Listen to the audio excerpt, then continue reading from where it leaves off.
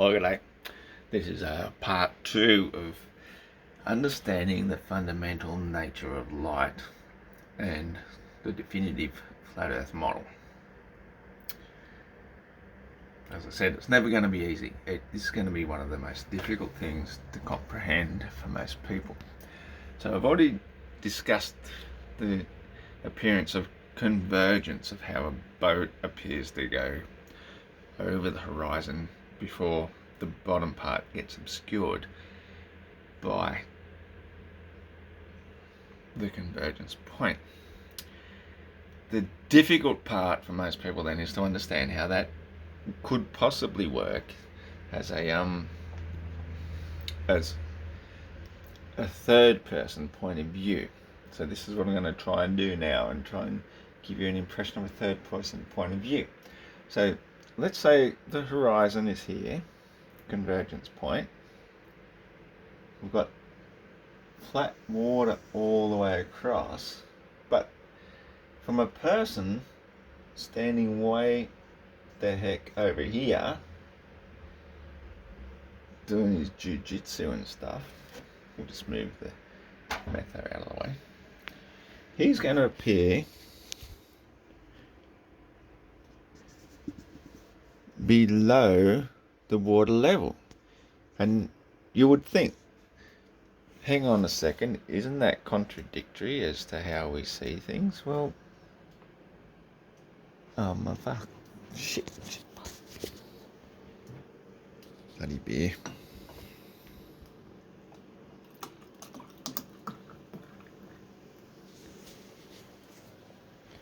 Even the properties of beer can't be overcome.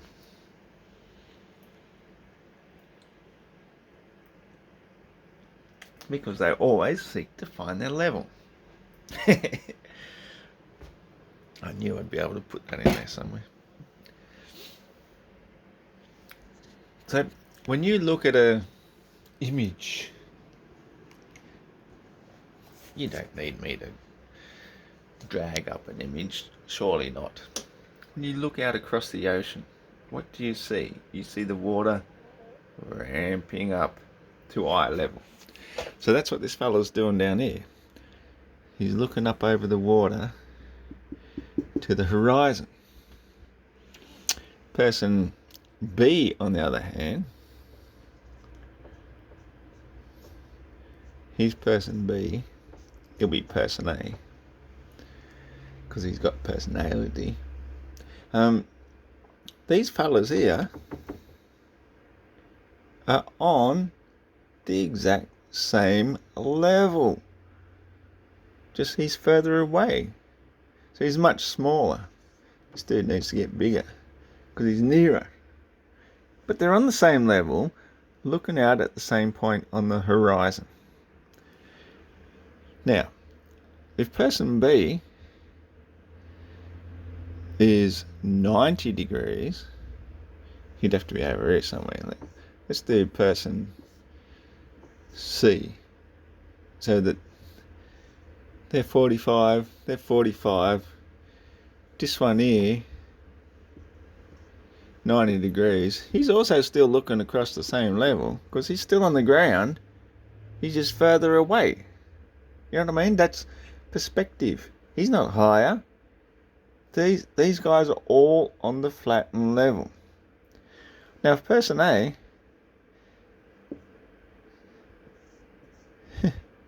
he too watches the boat blip, blip, blip, blip, blip, disappears into the horizon, person C sees it blip, blip, blip into the horizon.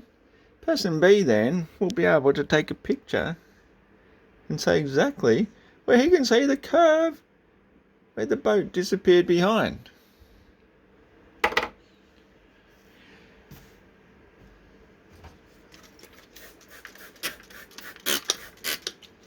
I'm still getting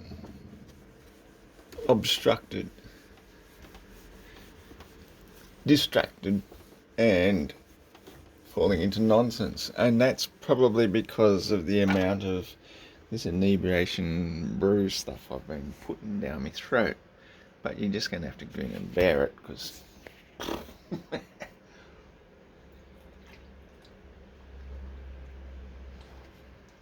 we're reaching towards the nature of light. Okay, so we've seen how various different perspectives are going to change the point of view of everything. Now let's say this is the Earth, it's got its mountains, it's got its valleys, it's got all this stuff, it's got some ocean across here, it's got New Zealand over here, very, very tiny little streak of pelican shit.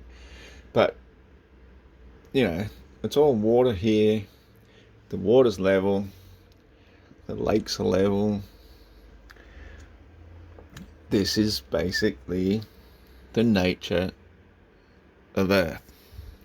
Now, that's way, way, way, way out of scale. Like, I must stress the hardest part is to grasp a sense of scale. Like, if I was to do this here and do 1 millimeter and go a line all the way across to the horizon, I would have to do assume this board is 1 meter. I think it pretty much is. It's 1 meter. I'd have to do 3 times that before the convergence point will converge into that point. So then you have to draw this one all the way back and, down. So it's almost the exact same line the whole time. So what I mean? So the convergence point from a 6-foot person looking out across 3 miles or 5 kilometers for the 2 meter person, if that was 5 kilometers, then that person will be 1 millimeter tall. And that's not even to scale.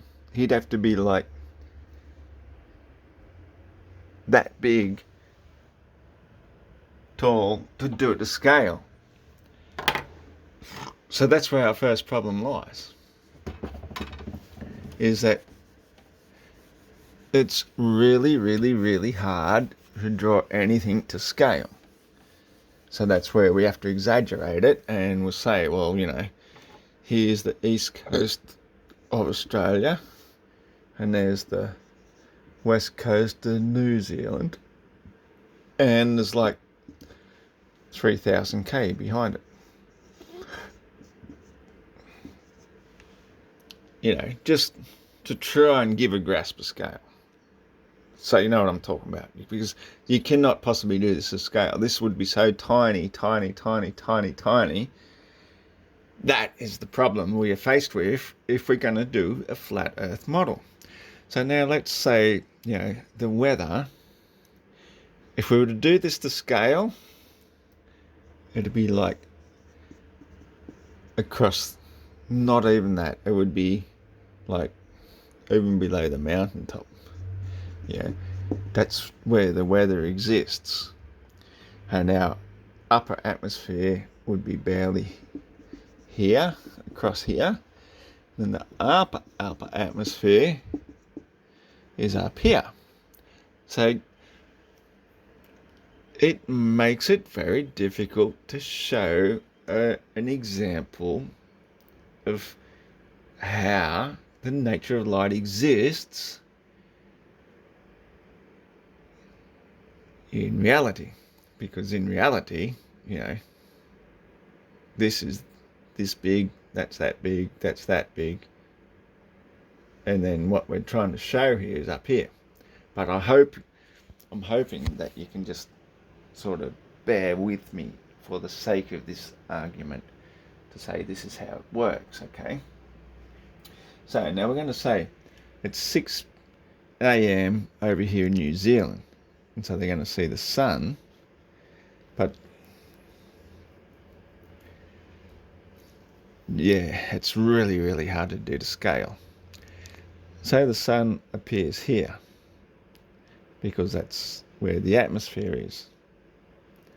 At the same time, it's shedding a little bit of light over the east coast because that's the nature of light. But by the time the sun appears over here, 3 hours later, it's also shedding the nature of light all over there. Now here is where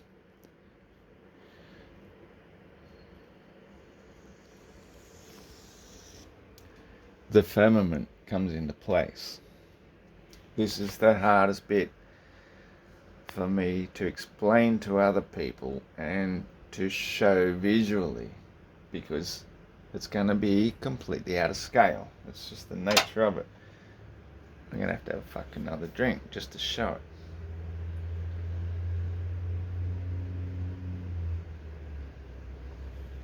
it. Because the actual sun, compared to this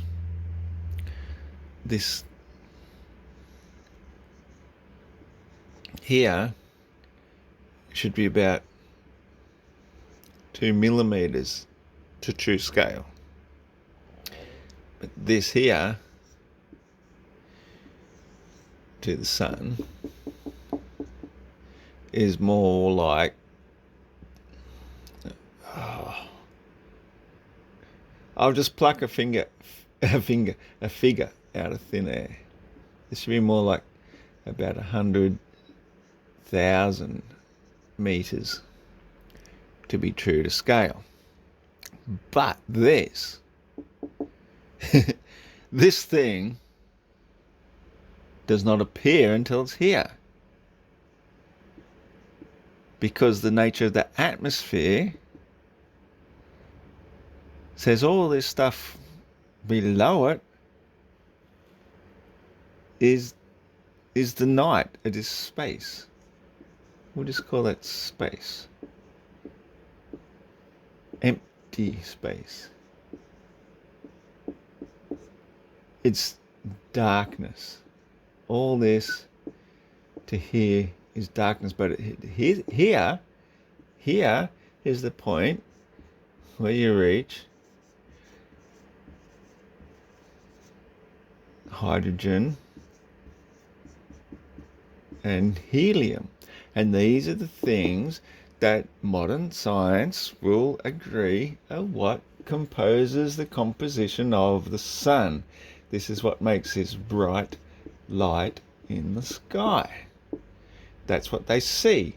This is the thing that they're seeing from here, looking up at it to see the sun. Okay, now in New Zealand it's midday.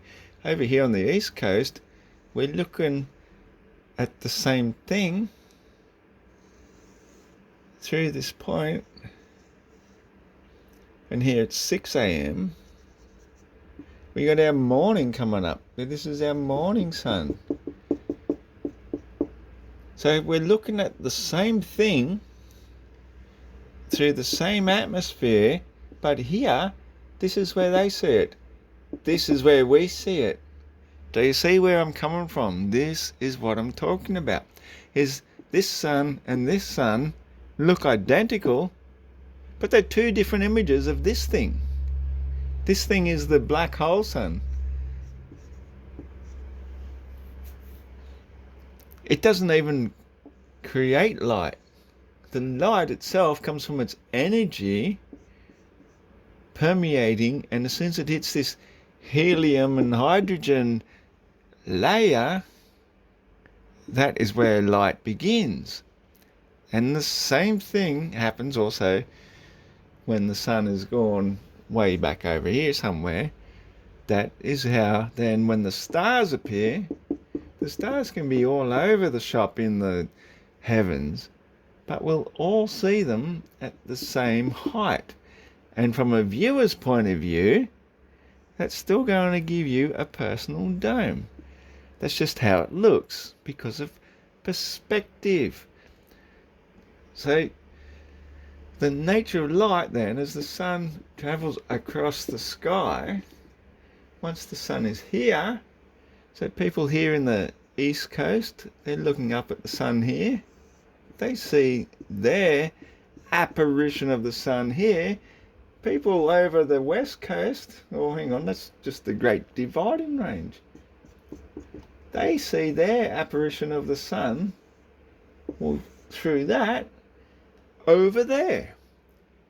And that's how the nature of light works. You don't see light until you get to this point. All of this is just darkness, blackness. The sun could be anything, could be any size. It could be like a tiny little dot. It could be a black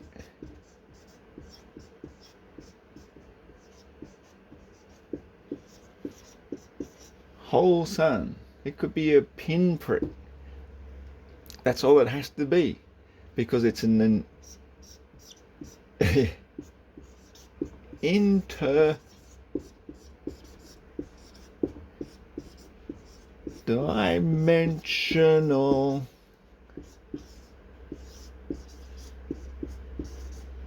portal. Okay, so wherever this sun is, a different dimension altogether. Its actual height could be here, here, here. It could be billions of miles away. It could be 93 million miles away if that's what they want it to be.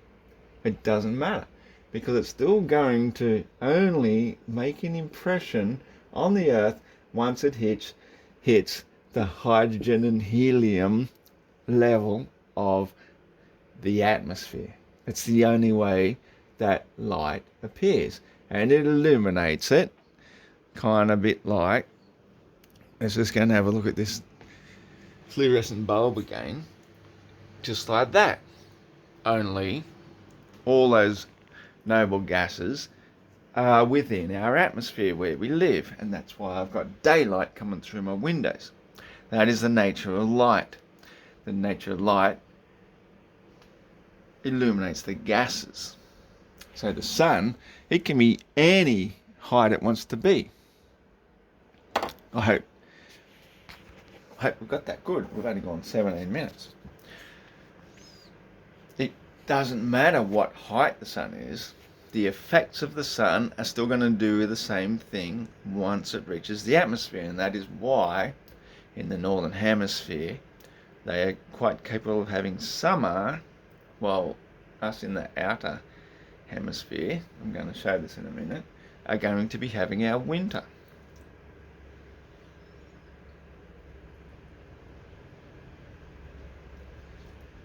The fact remains that the sun is like going around at, you could say the Tesla coil, you don't really have to say a Tesla coil, but you just have to say it's going around a coil.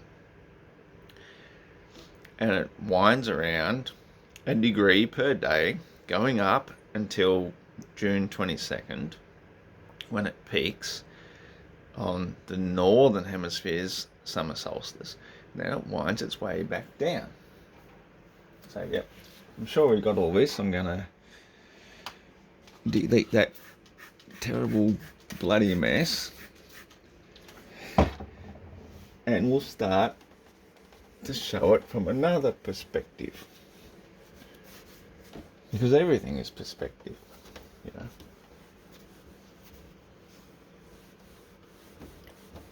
So the next perspective we're going to look at is, we'll just do the flat earth down here, because this isn't about it.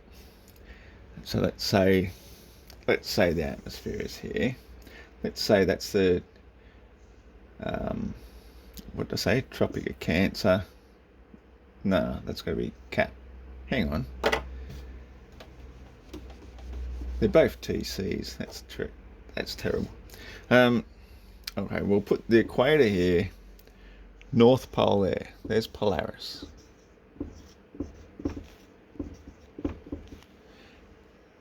Then we'll go, all right. What's the inner one? Tropic of Cancer? Oh, we'll just do the symbol for it. Cancer. Hang on.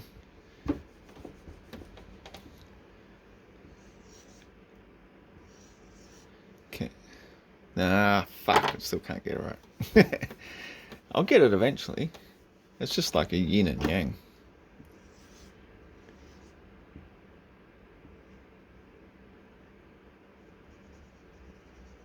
is Tropic of Cancer.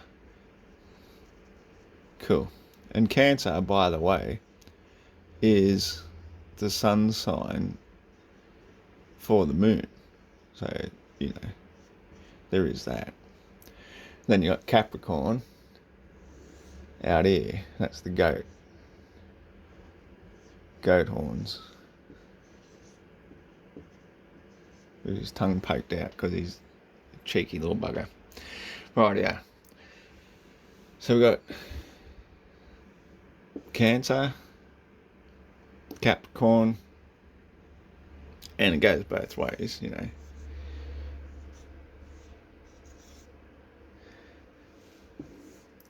both sides.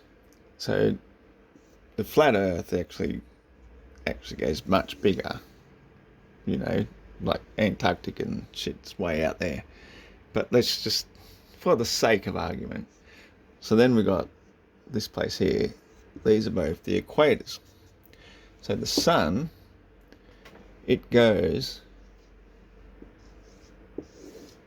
around in a circular fashion around Polaris throughout the year. And then when it gets to a certain point, it goes back up again. Okay, so the top point here is 22nd of June. The lowest point down here is 22nd of December.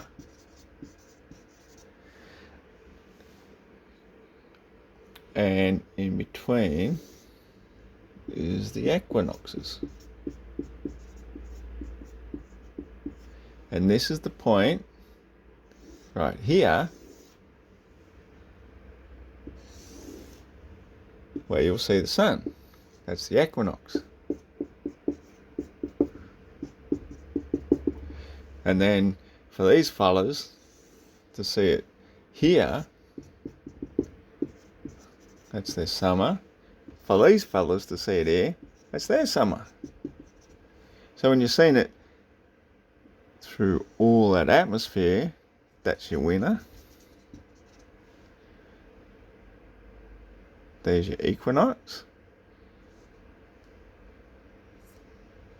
That's the inner part, North Pole, aligning with Polaris, there's summer. I know that doesn't make a lot of sense the way I just explained that, but the higher the sun gets towards Polaris, that's your summer. The lower it gets means it's more diluted, so that will be winter. Because it's going through all that much extra atmosphere. But for these guys in the south, that's how you are getting summer.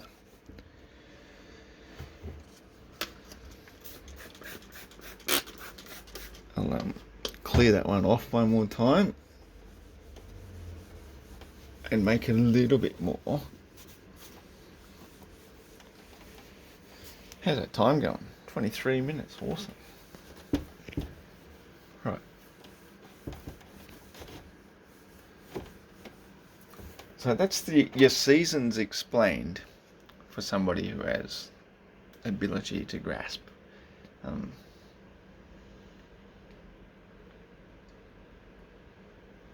The nature of light. I think I've already touched upon that enough to show that there's a layer where the light doesn't exist. And so I guess the best one then is the sun and a lemma. So this is what a sun and a lemma looks like. It just keeps going and going and going and going and going and going and going. But the thing is with that really shitty representation is it doesn't look like that at all. It's always bigger down the bottom like the first bit. Try again. Because I wasn't really trying. It's much bigger. There we go. Because when something is nearer to you, it appears bigger. That's something most people fail to grasp when it comes to perspective. We're getting there. When it comes to perspective, when something is closer to you, it appears bigger. When it's further from you, it appears smaller. You would think that would be just common sense. Any person could understand that. So now we're going to do the next. Well, I might save it for part 3. It's only 5 minutes to go, not even that. Oh, I should just jump into it.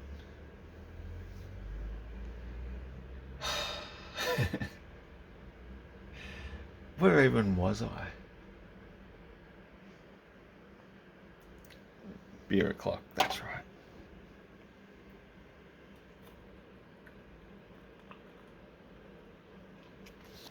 You can't just drag people into the 21st century gently. Hang on. You have to drag people into the 21st century gently. See, people have been believing in a flat earth.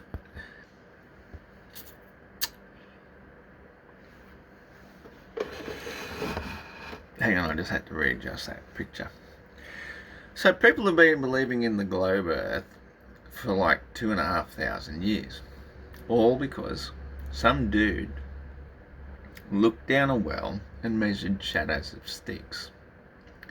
However, if the sun itself was much closer, then those angles would agree with exactly what you'd expect to see upon a flat earth. Unfortunately,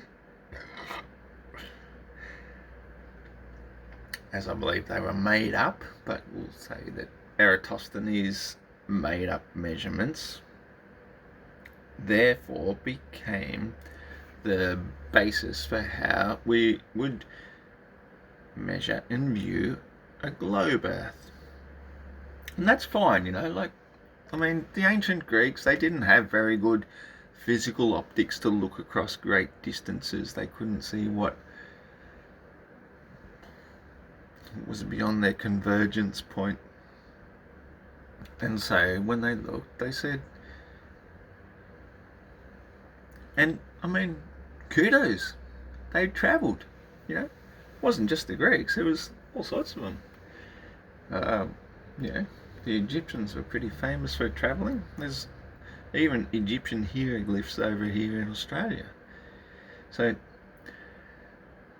people knew how to navigate for a long, long time, but what they mostly used for navigational purposes was Polaris. It was a fixed point in the centre of the sky.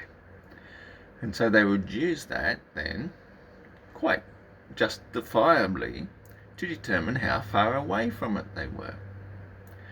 What they didn't realise is that the further they got from it, and because of distance diminution, which is the next lesson, I'm going to bring that in part 3, is that the distance diminution did not allow for the calculations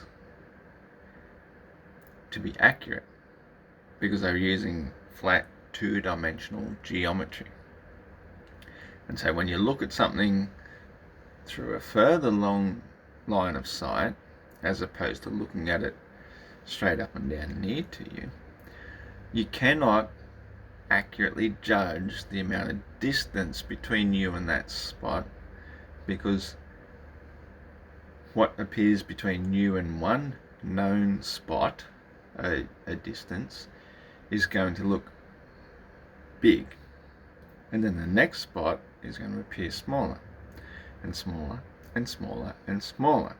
And so the distance diminution effect is going to not allow you to accurately calculate just how far something is if you base every incremental piece of distance between you as the same as the one between the ones nearer to you.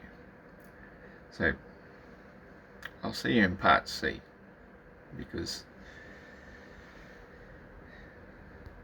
I'm on a flat earth, even though I feel like I'm on a roll. Anyway, cheers and thanks for listening. Thanks for having a drink with me, because we're going to get to the bottom of this flat earth once and for all. Good as now.